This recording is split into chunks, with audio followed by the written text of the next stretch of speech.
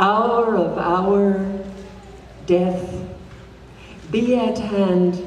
Now, sinners, us for pray.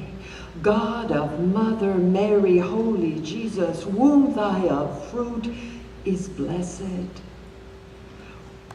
Women among thou art blessed. Thee with is God, thee grace of full Mary, hail. I had to do that.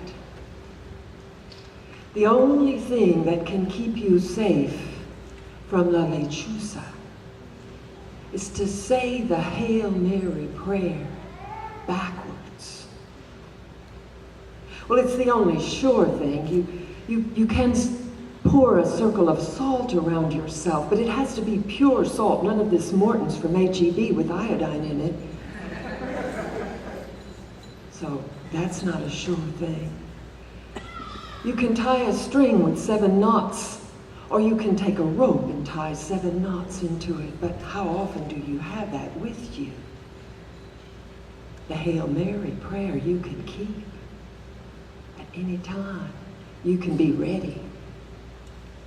And you do want to be safe from la lechuza, that owl woman, that feathered bruja. If I had not said that prayer, any one of us could be killed on our way home. We could be picked up in her talons and taken off to her lair where she could devour us at her leisure. Oh, not tonight maybe, but some night you might be driving along in your car and she would swoop down and begin to scrape with her talons upon the roof of your car. And when you could stand it no longer and you opened the door and tried to escape, that is when she would grasp you and pick you up in her talons. Or perhaps you would be in your own house and outside the window you could hear the cry of a baby, and when you go to investigate, she will take her moment. An owl she is, they say, at least at first sight. An eerie, ghostly gray with large eyes, but the size of a woman, and if you inspect closely, the face of a woman as well. In a little house east of here, just across the Brazos River, there once lived a family that had 7 children, a man and his wife and their 7 children. And one afternoon, the children were playing outside their house. In the back of their house was a big mesquite thicket. I saw some of those yesterday driving back from Beeville, and I knew exactly what this family saw every day out its back window. Well, the mother, when supper time came, called her children inside, and here they came, 1, 2, 3, 4, sitting around the table. Six of them, at least. But the youngest, who still sat in his high chair, well, that chair was empty. And the mother asked the children, and they hadn't seen him for a while. The father said, I'll go and get him. And he went out the back door and walked around the house calling him, Manuel, Manolito, ¿dónde estás? All around he went, all around that mesquite thicket as well, all up to the edge, even hopped on the edge of onto a branch that was near the edge of the thicket and looked around, but of course the view wasn't good even from that vantage point. It was getting dark and he headed back into the house. He thought maybe he came in while I wasn't looking. And just as he reached the back door and was starting to go inside, he turned around and looked again to kind of check out the landscape in case he could see his child. And he saw emerging from that mesquite thicket a great owl lifting her wings, flying up into the pale evening sky. And she appeared to have in her talons a form of some kind, and a bundle perhaps, and For just a moment it went through the father's mind, could that be my son? No, he said, an owl could not lift a 30-pound child. He went back in the house and his son had not returned. The family had finished their meal, but the mama had left a plate on the table for him.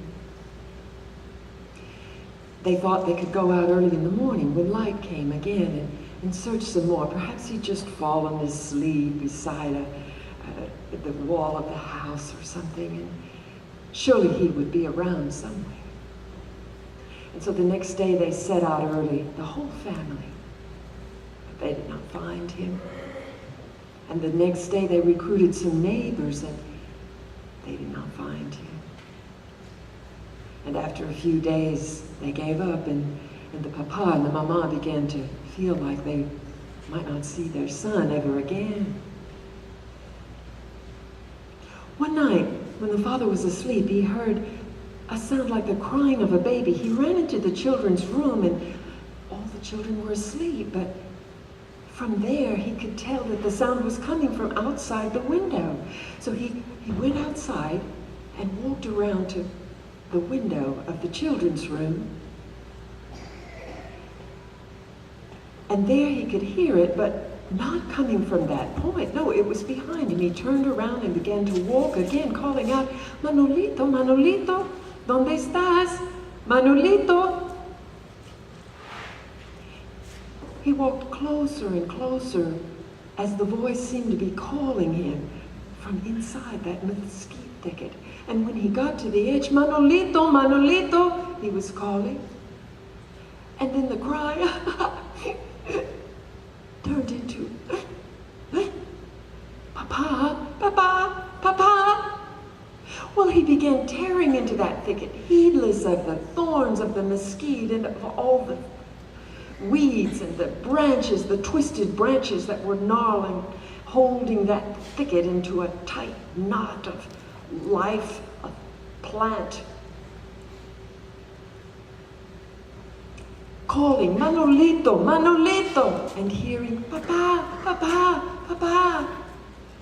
Well, now the mother heard her husband calling, and she got up, and he was not beside her. He was not in the house. She went to the back door, following the sound of his voice.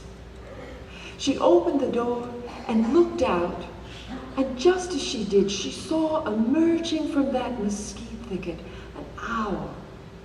A huge owl, large as herself it seemed, and it seemed to be carrying in its talons some kind of form or shape, or a bundle. She couldn't tell in the dark night. And it went through her mind just for a moment, could that be my husband? No, she said. An owl couldn't carry away a grown man. But her husband never came back. They searched for him and they never found him. Every once in a while they would see a large, gray-white, ghostly-looking owl watching them from the edge of that mesquite thicket. After about a year, the woman and her children moved into town. She told the neighbors that her husband and her baby had been carried away by an owl, and some of them laughed at her. And some of them knew that it could be the lechuza.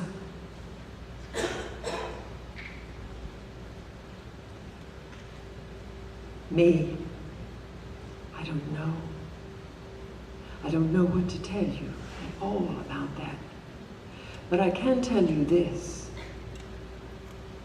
You are safer if you can say the Hail Mary prayer backwards. Amen. Hour of our, thee at hand now, sinner.